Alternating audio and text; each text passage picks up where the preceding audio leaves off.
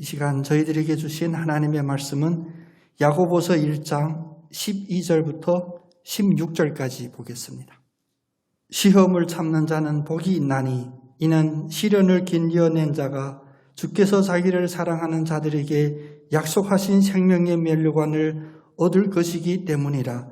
사람이 시험을 받을 때에 내가 하나님께 시험을 받는다 하지 말지니 하나님은 악에게 시험을 받지도 아니하시고 친히 아무도 시험하지 아니하시느니라. 오직 각 사람이 시험을 받는 것은 자기 욕심에 끌려 미혹됨이니 욕심이 잉태한즉 죄를 낳고 죄가 장성한즉 사망을 낳느니라. 내 사랑하는 형제들아 속지 말라. 아멘. 이 시간 수요 예배 함께 나오신 우리 모두의 마음속에, 생각 속에, 또 우리의 입술에 주님이 주시는 거룩한 영이 충만하기를 축복합니다. 우리 옆에 계신 분 축복하면서 인사 한번 하겠습니다. 시험을 이기는 자가 복이 있습니다. 아멘. 이 초대교회, 우리 한국 초대교회를 보면 사실 미국 선교사님들이 많이 오셨어요. 사실 인천으로부터 배를 타고 오셔서 이제 선교 전도하러 다니는데 그 노선을 보면 지금같이 경부선이 있었던 그게 아니니까 주로 배를 많이 활용했습니다. 그래서 항구가 있고 부두가 있는 그런 동네에 먼저 도착하는데 그 다음 단계부터는 뭐냐? 이제 말을 타고 움직여요. 선교사님들이 말을 타고 다니면 그 풍경이 어떤 풍경이었냐면 애들이 그냥 쫓아다니고, 왜냐하면 기골도 크고 일단은 눈빛이 파란색, 우리와 다른 얼굴이잖아요. 그래서 애들도 많이 따라다녀요. 근데 그 노선도 보면 이제 인천에서부터 이제 서해를 타고 쭉 올라가요. 그래서 이제 충청도 지나서 이제 전라도 쪽으로 많이 가요. 그 중에 유명한 일화가 하나 있는데, 김제, 전북이죠. 전북인가요? 김제 교회가 그 전도될 때 사실 선교사님이 말을 타고 혼자서 전도하다가 말을 타고 가다가 어디 갔냐면 마방, 그러니까 여관이긴 한데 말도 같이 이렇게 봐줄 수 있는 그런 여관, 거기에 머무르게 돼요. 그 선교사님 이름이 테이트라고 하는 선교사님인데 이분이 마방에서 주무시면서 그냥 주무시지 아니하시고 거기서 마방 주인하고 이런저런 이야기하다가 그에게 전도합니다. 근데 하나님의 역사이죠. 성령의 역사인데 하룻밤 이야기 나누다가 그 선교사님 얼마나 유창한 한국어였을까 우리는 의심할 수 있겠지만 하나님의 능력은 권세는 말에 있는 게 아니었어요. 그 마방 주인이 예수를 영접하기로 결단합니다. 그 주인의 이름이 뭐냐면 조덕삼이에요. 이 주인 조덕삼 씨가 예수를 영접하고 그때는 아직도 양반 쌍놈이 있었을 때예요. 요즘 쌍놈이라고 하면 이게 유튜브도 안 되는데, 근데 이 조덕삼 사장님 밑에는 그냥 천한 신분의 천민이라고 부를게요. 천한 이런 신분의 마부가 있었어요. 근데 그 이름은 뭐냐면 이자익이라고 하는 분이 계셨어요. 근데 주인이 예수를 믿으면서 이 마부 이자익 씨도 예수를 같이 믿어요. 그래서 이제 그 동네에서 교회가 세워지기 시작해요. 그게 바로 김제 교회의 첫 시작이라고 합니다. 근데 이 교회가 이제 점점 부흥하면서 이제 선교사님이 쭉 계셨던 게 아니고 이제 우리 한국인들의 교회였죠. 부흥하면서 이제 교회에서 장로를 세워야 될 이런 시점에 이르게 돼요. 그게 아마 1906년 정도인데 엄청 이르죠. 100년 넘었는데. 장로를 선출하는데 그때도 교회 안에서는 이제 양반 쌍놈이 없이 교회 안에서 선거를 했어요. 요즘 선거라면 살떨 일인데.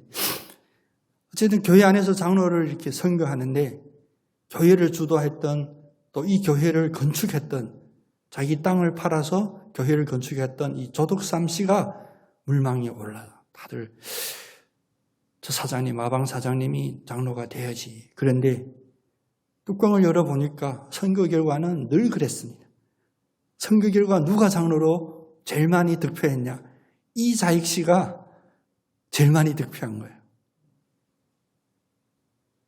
아니 양반인 또 이 교회에 어찌 보면 기둥이라고 할 수 있는 모든 물적인 자원을 다 지원했던 조덕삼 씨가 장로가 된 것이 아니라 그의 모습이었고 그의 하인이었던 이자익 씨가 표를 더 많이 얻은 거예요. 이 결과를 보고 나서 온 교인들이 다 놀래요. 어떡하지 이거? 투표는 자기들이 해놓고 결과는 이거 어떡하지? 자주 보는 풍경인데 그때 이 조덕삼 씨가 일어나서 교인들 앞에 이렇게 말합니다. 여러분은 참 큰 일을 해내셨습니다. 성도 여러분들은 오늘 큰 일을 해내셨습니다. 이자익 장로야말로 저보다 신앙이 더 크고 더 좋은 분입니다. 장로감입니다. 그냥 이렇게 이야기로 들으면 우리에게 다가오지 않을 수도 있어요. 그런데 이 조덕삼 씨가 자기의 어찌 보면 그냥 종처럼 부리던 이자익 씨가 장로가 됐을 때 큰 일을 해내셨다. 그리고 그는 신앙이 나보다 더 뛰어나고 장로가 되실 분이다. 감사합니다. 그래서 이제 이자익 장로님이 먼저 장로가 됐어요. 물론 나중에 조덕삼 장로님도 장로가 되셨어요. 그래서 이자익 장로님이 이러다가 이제 평양의 신학교 공부하러 가요. 신학 공부하러. 그때도 그에게 학자금이든 모든 것을 후원해 줬던 분이 바로 조덕삼 장로님이세요. 이자익 이제 장로님이 이제 목사 안수 받고 목사가 됐어요. 나중에 그 총회장까지도 하셨는데 장로교 퇴임하실 때 대전에 있는 대전신학교에서 퇴임해요. 근데 대전에서 퇴임식 할 때 그 이자익 목사님이 설교의 첫 마디가 뭐였냐면 저는 마부였습니다. 이렇게 시작해요. 저는 마부였습니다. 우리가 상상해 보면 그 당시 조덕삼 장로님, 그땐 장로 아니죠. 처음 선거 결과를 보면 그렇게 쉽게 받아들일 만한 상황이 아닌 것 같아요. 오늘 이 자리에 있는 저나 여러분도 아마 그럴 거예요. 얼마나 마음의 불평이 많겠어요. 불만이 많겠어요. 아니 이 사람들 지금 뭐 하는 짓이냐. 이 교회 누구 덕에 세워지고 누구 덕에 건축되고 교회가 부흥이 됐는데 어찌 보면 내가 교회의 시작이고 교회 전부인데 나를 빼고 나의 종 이자익 씨를 장로로 뽑아 내가 떠나든지 이들 다 쫓아내든지 이게 요즘 우리가 쉽게 생각하는 그러한 심리예요. 그런데 이 상황에 더 하나 주의해 봐야 될 것은 누구냐? 그 이자익 장로님의 마음도 우리가 헤아려 봐야 돼요. 혹시라도 믿음이 성숙되지 않았다면 우리 요즘 쉽게 볼 수 있는 마음의 상처를 많이 주고 입으로 상처를 주는 그런 이들이었다면 오히려 그의 마음속에도 이런 우리가 가져서는 안 될 그런 생각들이 떠오를 수도 있습니다. 그래, 역시 사람 보는 눈이 있어. 내가 그 집에 종으로 쌍놈으로 하대받아도 내가 얼마나 대단한 사람인지 이제 드러나게 되는구만. 내가 이제 저 주인 곧 납작하게 내가 잘해야지. 이러면 이 교회가 부흥하는 교회가 될 수 없었습니다. 지금 박수를 보내드려야 된다면 조덕삼 장로님에게도 박수 보내야 되고 이자익 장로님에게도 박수를 보내드려야 돼요. 이런 장로님들이 계셨기 때문에 초대교회, 초대 한국교회가 부흥할 수 있는 씨앗이 됩니다. 물론 교회 안에서 장로를 선출하는 그런 과정이라고 하겠지만 그 동네 예수 믿지 않는 이들도 이 일을 다 알게 되고 뉴스거리거든요. 저기서 교회에서 쌍놈이 장로가 되고 그 주인 양반이 장로가 못 됐대. 그런데 그 주인 양반이 여러분 큰일 해내셨습니다. 박수로 감사드립니다. 라고 하셨대. 이런 성품들이 우리 한국교회가 있게 시작한 그러한 아름다운 성품들이었습니다. 또 그들이 나중에 교회의 지도자들이 되었기 때문에 이제 믿지 않는 이들이 교회에 많이 오게 되고 또 교회가 이러한 지도자들을 통하여 더 부흥하게 되고 오늘 우리 대한민국의 이 교회들을 이루어 주셨습니다. 이 이야기는 여러 가지 우리에게 시사하는 하나님의 진리의 말씀들이 포함되어 있지만 그 중에 가장 중요한 것은 무엇이냐? 시험. 장로 선출도 시험이죠. 시험을 어떻게 잘 이겨내느냐. 시험을 어떻게 잘 받느냐. 근데 시험 뒤에는 무엇이냐면 바로 유혹이 있게 돼요. 그 유혹이 커지면 욕심이 되고 욕심이 커지면 이제 그것이 죄가 되는데 이 모든 것들을 다 이기셨던 우리 조덕삼 장로님, 이사익 장로님의 그 모습에서 우리도 그들을 본받아가는 그런 결단이 일어나기를 원합니다. 사람마다 종류는 다 다르지만 누구나 다 유혹을 받게 돼요. 유혹을 받는 정도들이 다를 수도 있겠지만 유혹을 받지 않는 이들은 하나도 없습니다. 근데 성경에 보면 유혹보다 시험이라고 하는 단어들이 많이 나와요. 근데 성경에 나오는 시험을 보면 크게 두 종류인데 하나는 하나님께서 우리를 훈련시키기 위하여 우리를 단련시키기 위하여 주시는 시험이 있고 또 하나는 사단 마귀가 주는 시험이 있습니다. 예를 들면 욥이 겪었던 거, 또 예수님도 공생애를 시작할 때 예수님도 사단 앞에서 이 시험을 받았어요. 근데 오늘 이 성경에서 말씀한 야고보서에서 말씀하는 시험을 이기는 자는 복이 있나니 이는 주로 하나님이 주신 시험이 아닌 사단이 주는 그 시험에 대하여 집중적으로 이야기합니다. 예수님도 사단이 주는 유혹을 받았지만 그는 죄는 짓지 않았어요. 유혹은 받았지만 그 유혹 속에서 죄를 짓지 않았습니다. 우리 모두에게 유혹이 있다, 시험이 있다고 하면 우리는 죄에 대하여 보편적으로 문턱을 낮추는 경향이 있을 수 있어요. 누군가 나에게 지적하면 우리는 어떻게 반발합니까?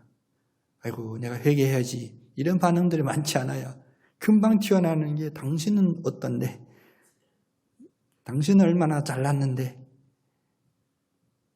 이러면 이제 죄를 짓는 거예요.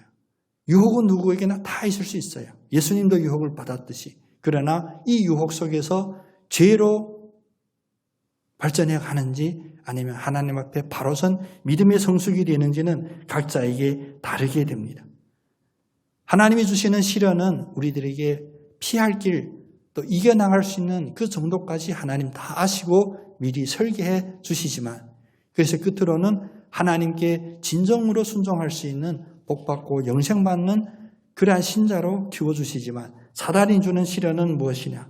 그 유혹은 달콤하게 들릴지라도 내가 내 자신이 어디로 흘러가는지도 모르게 결국은 죽음으로, 사망으로 그런 결단하는 일로 우리를 흐리게 하게 됩니다. 그래서 오늘 15절 말씀을 보면 욕심이 잉태한 즉 죄를 낳고 죄가 장성한 즉 사망을 낳느니라 라고 말합니다. 3단 노법이죠. 욕심이 잉태되면 죄를 낳고 그 죄가 커지면 그 죄가 사망을 초래한다. 욕심도 보면 단계들이 있어요. 욕심이 바로 사망으로 가는 것이 아니라 오늘 보니까 욕심도 죄로 또 사망으로 가는 그런 단계들이 분명히 있습니다. 모든 사람이 가지고 있는 소원을 다 죄라고 이야기할 수는 없어요. 예를 들면 배고프면 밥 먹고 싶잖아요. 또 밥이 없으면 배불리 한번 먹어봤으면 소원이다 이렇게 이야기하는 경우도 있잖아요.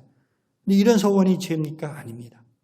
근데 내가 배불리 먹으려고 다른 사람의 밥그릇을 빼앗는다든지 훔친다든지 그러면 그것이 죄가 되는 거예요. 소원이 죄로 되는 데는 이런 단계들이 있습니다. 돈도 마찬가지인데 돈을 많이 벌어야지, 돈을 많이 벌었으면 좋겠다 이런 소원 그 자체는 죄가 아닙니다. 근데 이 돈을 많이 버는 그 방법에 있어서 그 수단에 있어서 다른 사람을 피해주고 다른 사람을 사기치고 다른 사람 거 훔치고 빼앗으면 그것은 바로 죄가 됩니다. 그래서 소원과 죄는 직결적인 관계가 있는 것이 아니라 소원이 욕심으로 될 수도 있고 소원이 또 아름다운 비전, 내가 미래에 대한 소망으로도 품을 수도 있습니다. 근데 오늘 말씀에서 욕심이 죄가 되는 것은 어떤 과정인가? 자세히 보게 되면 욕심이 잉태하여 죄를 낳고 죄가 장성하여 사망을 낳는다. 이 말을 더 쉽게 간단하게 이야기하게 된다면 우리가 먼저 생각으로 속고 감정으로 충동해서 죄를 짓는다. 이런 3단으로 바꿔 이야기할 수도 있습니다. 우리는 먼저 생각으로 속습니다. 그래서 그 속은 생각, 속았으니 당연히 판단이 잘못되겠죠. 그 잘못된 판단이 이제 우리의 감정을 충동해요. 해야지. 더 강렬하게 해야지. 적극적으로 해야지. 그래서 결국 우리의 의지로 행동으로 옮겨질 때 그것이 죄가 된다는 것입니다. 그래서 16절 말씀 우리 한번 같이 보면 내 사랑하는 형제들아 속지 말라. 여기서 속는다는 우리 말하는 마인드, 생각과 직결되는 거거든요.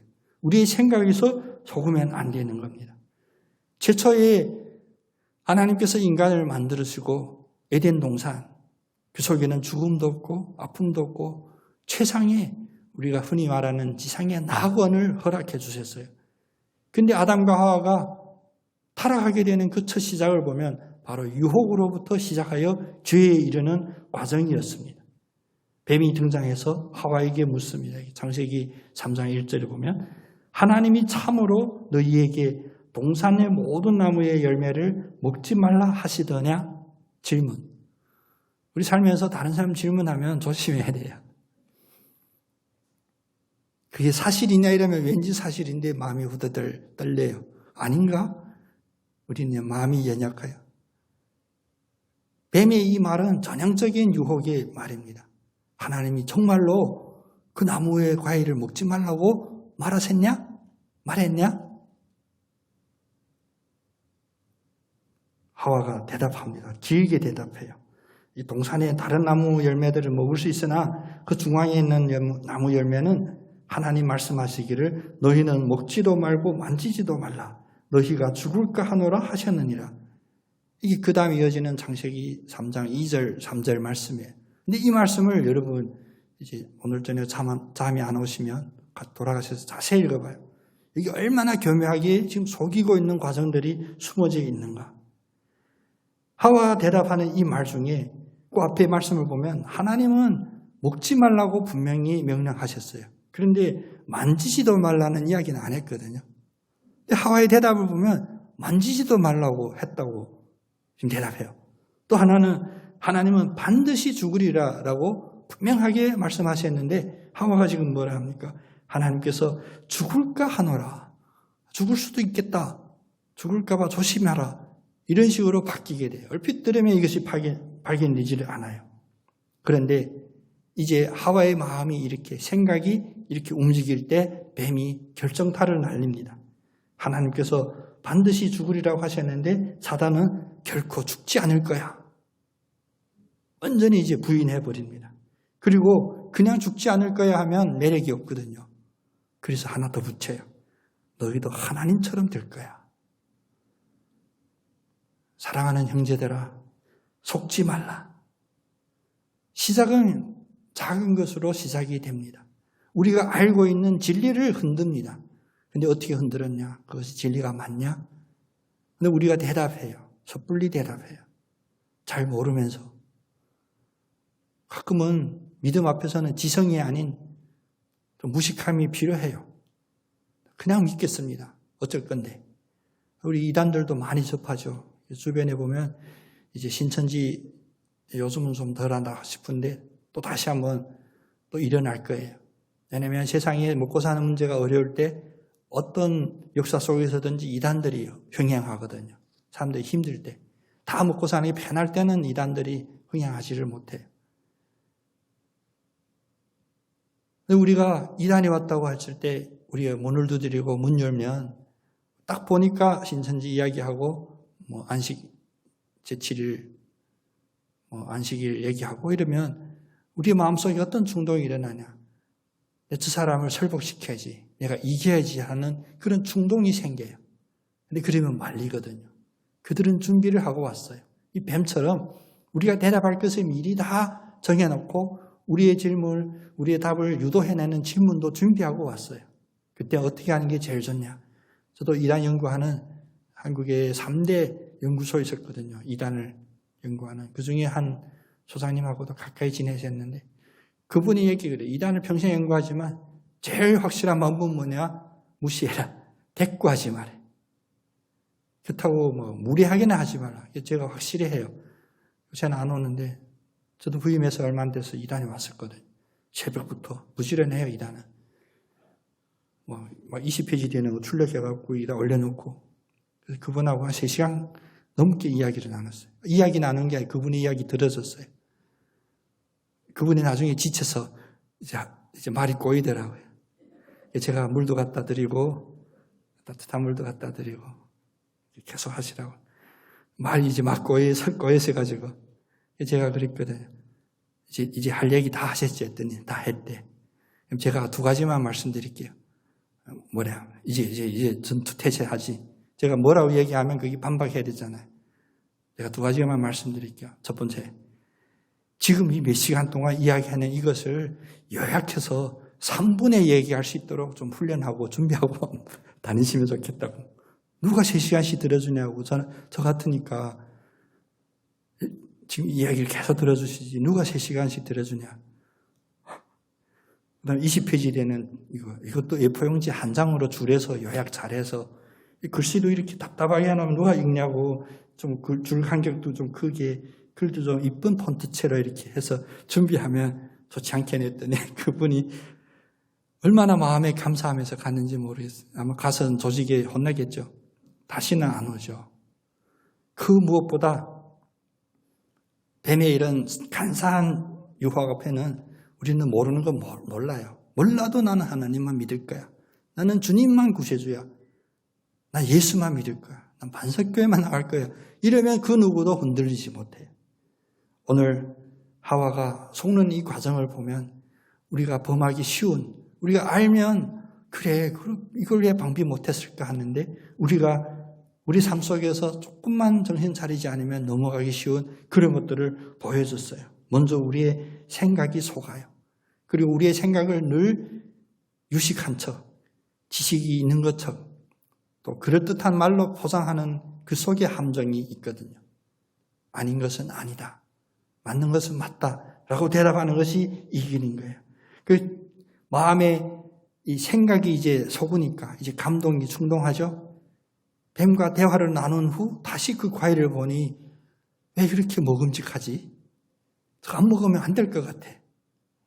충동이 생겨요. 그래서 결국 하나님이 먹지 말라. 자기 말처럼 만지지도 말라고 자기는 그렇게 이해한 그것을 결국에는 따서 먹게 돼요. 탐욕에 먹고 싶다라는 이 욕심에 결국 범죄하게 됩니다. 형제들아, 속지 말라라고 할 때 우리의 생각을 먼저 붙잡고 우리의 생각이 그대로 반응되는 감정을 적어도 우리는 잠깐 브레이크 해야 돼요. 우린 생각하면 그대로 해야 시원하잖아요. 생각이 되면 바로 행동에 옮겨야 되는데 사실은 1, 2, 3초 정도 한 번 다시 생각해 볼 수 있어서 우리의 마음에 불같이 일어나는 충동은 한번 브레이크를 밟아줘야 돼요. 그래야 마지막에 이제 이 행동은 이제 의지로 하는 행동이기 때문에 더 이상 막을 수 없거든요. 내 자신이. 왜냐? 내 지성도 내 생각도 속았고 내 마음에 이제 먹음직해 보이는 이 충동이 일어나면 이것은 나설로는 막을 수가 없어요. 결국 의지로 죄를 범하게 됩니다. 그러면 우리는 속지 말라라고 하시는 이 말씀 앞에서 이런 유혹에 대하여 어떤 생각에 속지 말아야 될까? 하나님은 우리에게 말씀으로 어떻게 교훈해 주시는가? 오늘 12절 말씀을 보면 시험을 참는 자는 복이 있나니 그는 시련을 견뎌낸 자가 주께서 자기를 사랑하는 자에게 약속하신 생명의 멸류관을 얻을 것이기 때문이라 라고 해요. 유혹, 시련 두 가지 극과 극으로 우리에게 다가오죠. 달콤하게 다가오는 유혹, 먹음직해 보이고 보암직해 보이고 또 하나는 시련, 피하고 싶고 왜 나만 겪는 이런 일일까? 이 둘 중에서 우리는 그 현상 그대로의 우리의 생각이 빠지지 않고 우리는 뛰어넘어야 돼요. 무엇으로 뛰어넘냐? 바로 시련을 견뎌낸 다음 이 유혹을 참은 다음에 그 결과를 미리 바라볼 수 있는 그런 눈이 우리에게 열려야 돼요. 우리의 노력대로 안 됩니다. 성령을 의지할 때 하나님의 말씀이 우리 마음판에 새겨져 있을 때 우리는 그 순간을 이길 수 있어요. 아까 앞에서 말씀드린 같이 유혹이든 시련이든 왔을 때 우리의 마음에 감정이 충동이 일어날 때 적어도 잠깐이라도 멈출 수 있는 그런 힘을 성령으로부터 하나님의 말씀으로부터 우리는 공급받아야 돼요. 생명의 멸류관은 모든 그리스도인들이 다 받는 것이 아닙니다. 위험한 얘기일 수도 있어요. 뭐 이런 얘기가 있냐. 근데 오늘 보면 분명하게 말씀하시기를 시련을 견뎌낸 자라는 조건이 붙어요. 시험을 참는 자가 복이 있는데 이 시련을 이겨낸 자가 생명의 멸류관을 얻는다는 겁니다. 내 마음에 시원하지 시원하지 않다고 답답하게 어떻게 참냐, 언제 기다리냐 이런 과정이 견뎌졌을 때 우리에게는 그 상급이 오게 되는데 생명의 멸류관까지 얻을 수 있는 그런 믿음의 성숙 단계에 들어가게 됩니다. 여러분 메모하셨다가 한번 열어보시면 좋은데 고린도후서 5장 9절 10절에 보면 하나님은 이렇게 말씀하세요. 고린도후서 5장 9절 10절에 우리는 몸으로 있든지 떠나든지 주를 기쁘시게 하는 자가 되기를 힘쓰노라. 이는 우리가 다 반드시 그리스도의 심판대 앞에 나타나게 되어 각각 선악간에 그 몸으로 행한 것을 따라 받으려 함이라.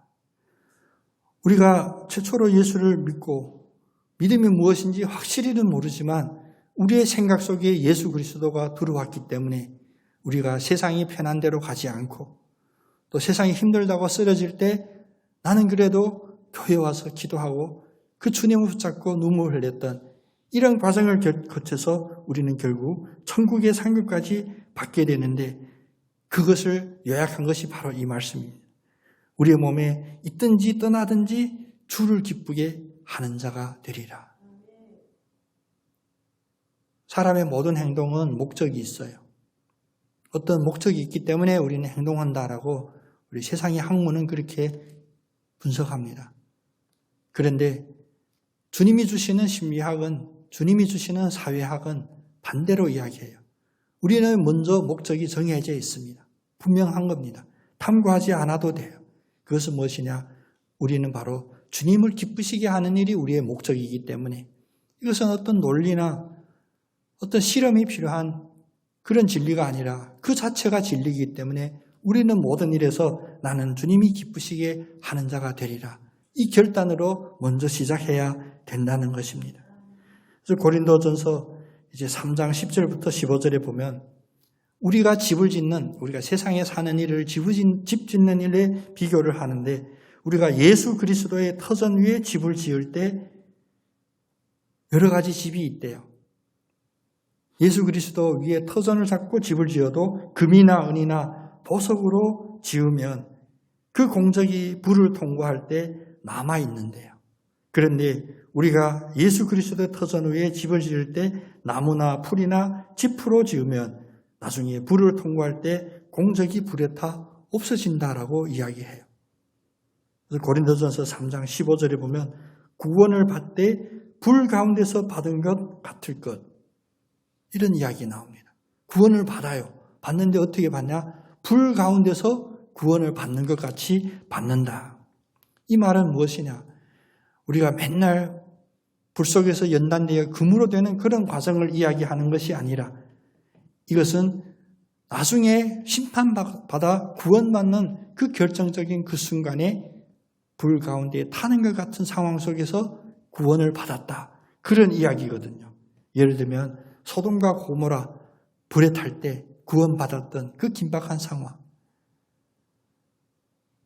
편하고 감사한 찬송이 넘치는 그런 상황 속에서 받는 구원이 아니라 긴박하여 이제 뒤만 돌아보면 그냥 소금 기둥으로 바뀔 수 있는 그런 긴박한 상황에서 받는 구원도 있다는 것입니다. 뭐로 가든 새로 가든 서울만 가면 되지. 이게 우리 한국의 속담이잖아요. 우리는 그냥 결과만 봐. 그럼 구원받으면 되지. 여러분, 그 결단 앞에 제가 드릴 수 있는 말씀은 없습니다만. 그래서 불 가운데서 구원받듯이 받을 것인지 아니면 생명의 면류관이 미리 우리에게 그림으로 형상으로 그려져서 하루하루의 삶 속에서 주님 감사합니다. 감사합니다 하면서 구원받는 그러한 삶이 우리에게 있어야 되는지. 특히 요즘 다들 어렵다고 그러죠. 힘들다고 해요. 근데 우리 삶에, 우리의 생애에서는 요즘이 제일 어려운 시기일 수도 있습니다. 지금까지 겪어온 중에 가장 어려운 시기.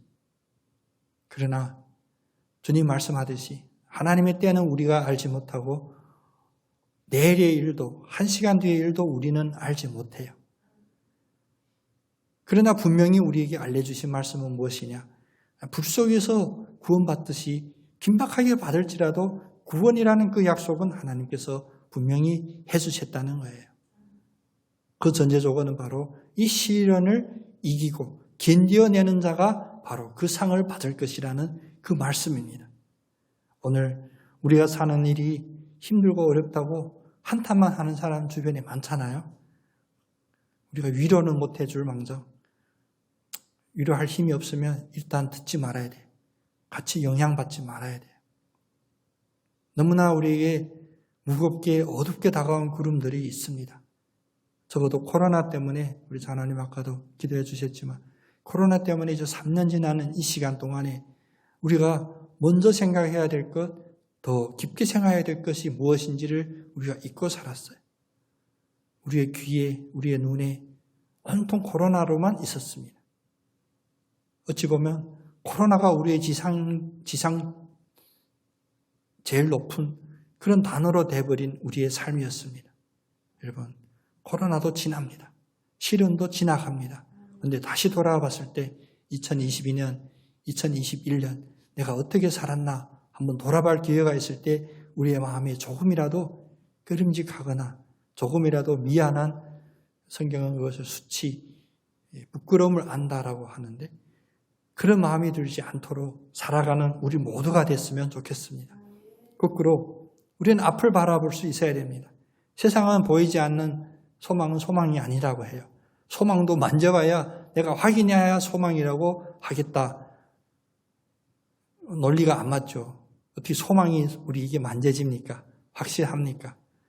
그런데 우리에게는 보이지 않는 그 소망이 우리의 소망임을 알게 해주시는 성령님이 오늘 깨닫게 해주시고 오늘도 이야기해 주십니다. 견디고 참는 자가 나중에 상을 받을 것이다. 그러면 시험을 끝까지 견디는 자에게는 어떠한 상급들이 있는지 성경에 조직신학적으로 이렇게 찾아보면 나중에 받는 그 상의 여러 가지 종류들이 있어요. 꼭 마치 보면 올림픽 치르는 것 같아. 각 종목마다 자기의 그런 상이 있는 것 같이 보입니다. 성경에서 말씀하는 여러 가지 상급이 있는데 첫 번째는 의의 면류관. 의의 면류관이 있대요.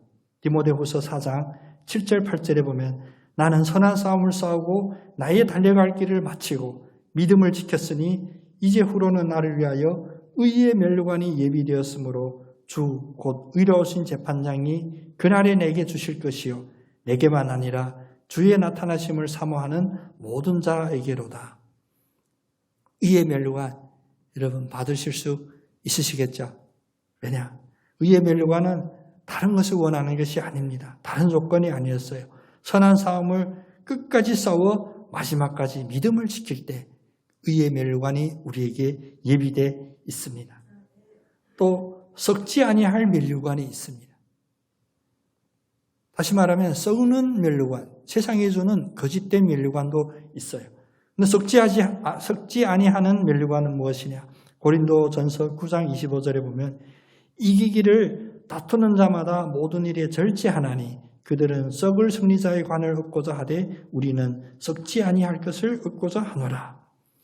이기고자 경쟁하고 심지어는 남을 밟아서마저 내가 우승해야지 하는 그런 다투는 자에게는 썩을 면류관, 다시 말하면 이 세상이 주는 면류관, 우리의 욕심이 만들어낸 그런 면류관을 얻지만 우리에게는 썩지 않을 할 면류관을 얻을 것이다. 왜냐? 우리는 다투지 않았고 모든 일에 절제하여. 이 절제 중에는 참다, 인내하다, 견디다 그런 뜻도 포함되어 있거든요. 이 세상에서 1등이 아니어도 돼요. 모두가 다 대통령 될 수도 없어요. 모두가 다 1등 될 수도 없습니다. 그러나 우리는 주 안에서 나에게 주어주신 그 의의 면류관들이 또 생명의 면류관들이 썩지 않는 면류관들이 우리에게도 다 몫이 있게 그것을 우리는 하나님으로부터 받은 유업이라고 하죠. 우리는 절제해도 괜찮아요. 다투지 않아도 괜찮아요. 우리는 단지 마지막 그 순간까지 믿음을 지켰을 때 우리에게 주어집니다. 또 영광의 면류관이 있습니다.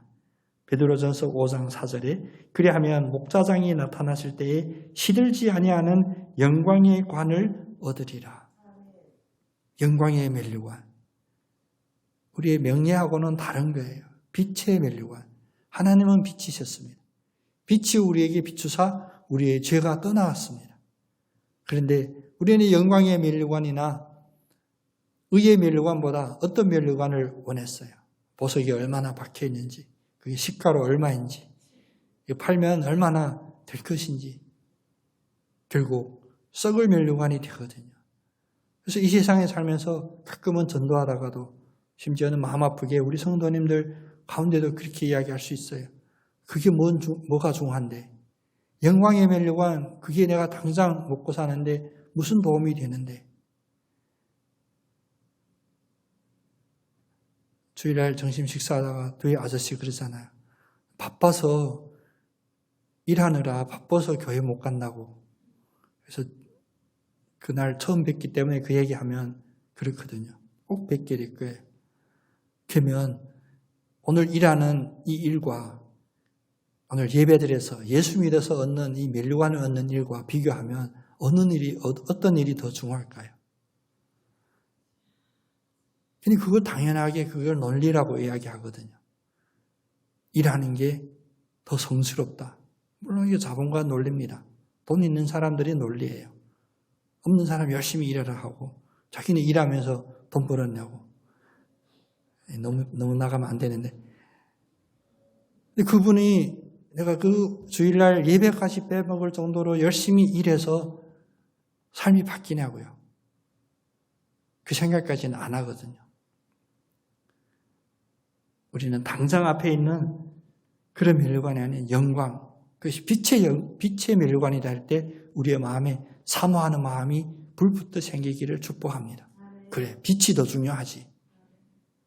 우리가 먹고 삼시세끼 먹는 쌀보다 빛이 더 중요해. 이런 믿음이 우리에게 있기를 원합니다. 그럼 결국 그것이 기쁨이 되거든요. 그래서 데살로니가전서 2장 19절에 보면 기쁨의 면류관을 이야기합니다. 우리의 소망이나 기쁨이나 자랑의 면류관이 무엇이냐? 그가 강림하실 때 우리 주 예수 앞에 너희가 아니냐? 이 기쁨이 무엇이냐? 나중에 주님이 다시 오셔서 재판장으로 오셔서 결판을 내리고 판결을 내려주실 그분이 오셨을 때 그분 앞에 설 수 있음이 우리의 기쁨이 되는 거예요. 예수를 그리스도라고 고백하는 모든 이들에게 이 영광의 자격이 주어졌습니다. 주님이 다시 강림하실 때 우리가 주님 앞에 설 수 있는 이 자격이 주어졌습니다. 이 권세가 주어졌습니다. 그래서 그것이 바로 우리에게 생명이 되거든요. 영원한 생명. 계시록 2장 10절에 말씀하듯이 너희는 장차 받을 고난을 두려워하지 말라.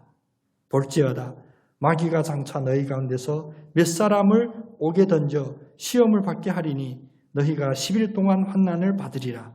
네가 죽도록 충성하라. 그리하면 내가 생명의 관을 네게 주리라. 우리 성경의 마지막 부분이 계시록이잖아요. 그 계시록에서 이야기하는 모든 것에 대한 어떤 총화적인, 결론적인 이야기입니다. 장차 받을 고난을 두려워하지 말라. 이 속에는 장차 우리에게도 고난이 있을 것이다 라는 걸 우리에게 해주시는데 무엇을 두려워하지 말라나요? 우리를 옥에 던져 시험하게 할 때 그것이 10일 동안의 환난, 잠시 지나는 환난인데 그 환난을 다 이겼을 때 충성하며 지켰을 때 생명의 관을 우리에게 주신대. 오늘 짧은 시간에 긴 논리를 달랬습니다. 우리의 생각이 먼저 속지 말자로 시작해서 생명의 면류관까지 사실 이게 긴 과정인데 그래서 언약 신학으로 신학교에서는 한 학기 강의를 해요. 이 강의를. 근데 저만큼 잘 못해요. 한 학기 들었는데 뭔 얘기했는지 기억이 안 나. 우리 당장 우리 눈앞에 보이고 우리의 손에 만져지는 것 탐냈던 우리의 마음은 사단의 그런 유혹에 쉽게 넘어갈 수 있어요. 조금 부족해도 조금 모자라도 갖고 싶은 거 다 갖지 못해도 그게 정상입니다. 누구나 다 가질 수 없거든요. 그때 다가오는 유혹 내가 가지게 해줄게. 가끔 전화가 요즘은 뭐 선거 전화까지 합쳐서 요즘 도저히 전화 받을 수가 없어요. 그냥 모르는 전화면 거의 잘 안 받거든요.